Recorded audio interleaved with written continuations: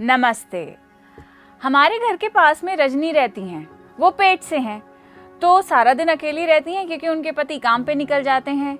अब इसलिए कल हम खाना लेके चले गए तो हमने पूछ ही लिया कि भाई रजनी तुमने टीका लगवाया भी है कि नहीं लगवाया, क्योंकि सरकार ने तो मंजूरी दे दी है गर्भवती औरतों को अब टीका लगवाने की। तो हमने सोचा कि हम उनसे सवाल करें कि उनके दिल में असल में है क्या टीके को लेकर। तो जो हमें डर था वो ही निकला।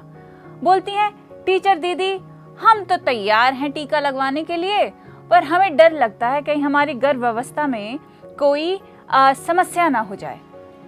अब हमने उनको बोला कि भाई डरो तो मत, तुम किस बात का डर है। अब हम यहाँ पे रजनी से बात कर रहे थे, तभी पड़ोस वाली सविता भी आ गई।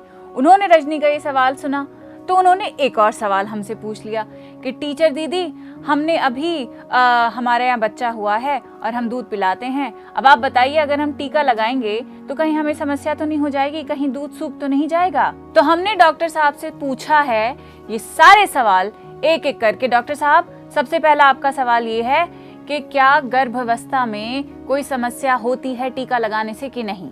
कॉम्प्लिकेशन नहीं, जो साधारण रिस्क है वही होते हैं। जैसे कि मैंने आपको पहले बताया, वो बुखार हो सकता है, थोड़ा जहाँ पे वैक्सीन लगी है वहां पे दर्द हो सकता है, थोड़ी थकान हो सकती है। अगर मान लिया हम वैक्सीन नहीं देते तो उसका रिस्क कोविड से होने से कहीं ज्यादा है, जो कि हम कोई और भी छोटा मोटा रिस्क लगाने की वजह से हो। तो ये बहुत ज्यादा जोर दे के मैं इसको रेकमेंड करूंगा कि प्रेग्नेंट लेडीज भी वैक्सीन ले। और ऐसा WHO ने भी बोला है, और ऐसा नहीं है कि प्रसव के दूसरे या तीसरे ट्राइमेस्टर में लें, ऐसा नहीं है, पहले ट्राइमेस्टर में भी ले सकते हैं। देखो कितना अच्छा समझाया डॉक्टर साहब ने। रजनी पहली फुर्सत में अब तुम टीका लोगी, ठीक है? अच्छा डॉक्टर साहब, अब दूसरा सवाल है सविता का। ये पूछ रही थी कि जो दूध पिलाने वाली महिलाएं हैं अगर वो टीका लगाती हैं तो क्या ये उनके लिए सुरक्षित है कि नहीं, जरा बताइए इनको भी आप। ब्रेस्ट मिल्क है वो कंट्रोल होता है शरीर के हार्मोन्स की वजह से। वो वाले हार्मोन्स किसी भी रूप में इस वैक्सीन से प्रभावित नहीं होते,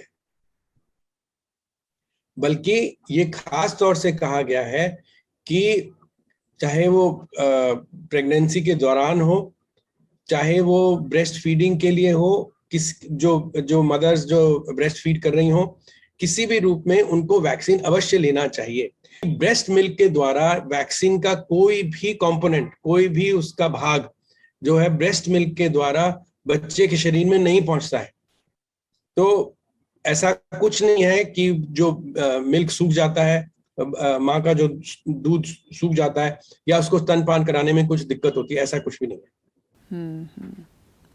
सविता देखो, डॉक्टर साहब ने ये बात भी बड़े अच्छे से बताई है, अब तुम भी बिल्कुल नहीं घबराओगी और टीका लगवाओगी, ठीक है? अच्छा डॉक्टर साहब, अभी अगला सवाल इनका है, इनके सविता के भाई का। अब ये बताइए कि अगर कोरोना में, महामारी में टीका कोई ना लगवाए तो क्या मौत पक्की है? कि आप अगर डाटा देखें तो आप ये पाएंगी कि जितने केस, करोड़ों के हिसाब से केस हुए हैं, उसके अंदर ज्यादा से ज्यादा जो डेथ रेट है वो 1.5 से 3.2% तक है विभिन्न देशों में, और हमारे देश में तो बहुत कम था शुरू से ही, ठीक है? तो अगर 100 में से या 1000 में से 15 लोग मर रहे हैं तो वो कोई अवश्य होना तो बहुत ज्यादा दूर की बात है, ऐसा बिल्कुल भी नहीं है। जो लोग ये सोचते हैं कि अगर मौत नहीं होनी तो हम क्यों लें, लेकिन बीमारी को सफर करना भी तो गलत बात है ना। कितने लोग कितनी कॉम्प्लिकेशंस के साथ कितने दिन तक अस्पताल में रहे हैं, कितनी प्रॉब्लम्स उनको हुई हैं। तो कोई ये थोड़ा चाहता है कि वो बीमार रहे। केवल ये कि हाँ अगर मौत नहीं होनी तो हम वैक्सीन ना लें, वो बिल्कुल गलत बात है। धन्यवाद डॉक्टर साहब, बड़ी आसान भाषा में आपने सरल तरीके से समझा दिया है, बस इनके दिमाग में अभी बातें रहें। अच्छा देखिए, हम आपको जो भी बात बताते हैं बिल्कुल सच्ची होती है, पक्की होती है, इसलिए जो भी आपको पूछना है हमसे पूछिए, क्योंकि जितने पूछेंगे आप सवाल उतने मिलेंगे जवाब, क्योंकि ये है टीचर दीदी की क्लास। कोरोना है विलेन तो हीरो है टीका, कोरोना है विलेन तो हीरो है टीका। हाँ। मास्क पहनें, 2 गज दूरी रखें, हाथों को साफ रखें, टीका लगवाएं और सुरक्षित रहें।